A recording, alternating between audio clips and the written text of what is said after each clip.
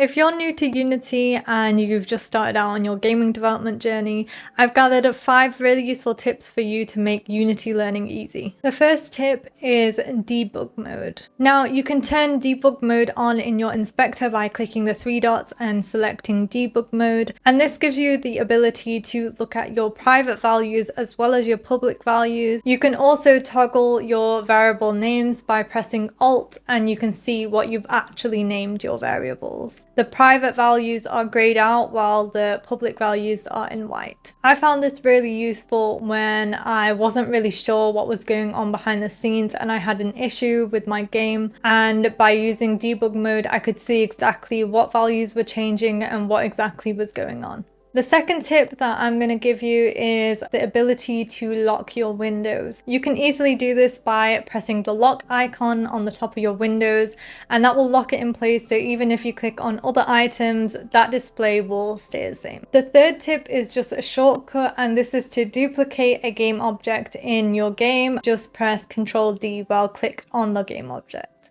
The fourth tip is being able to serialize a field. This is really useful for values that you want to keep private in your script, but you also want to access them through the Unity editor. In this specific case, you would just create a serialized field, and that would make it so that you can edit your value in your editor. And the last quick tip is you can actually create shortcuts to folders in Unity, so when you need to quickly access something, you can just drag and drop and create a shortcut, and then you can access that folder very easily. I hope these tips were helpful, and if they were, I'd appreciate a like or subscribe or both to my channel. In the future, I'll be uploading more game dev noob content, so make sure you look out for that. But other than that, I'll see you next time.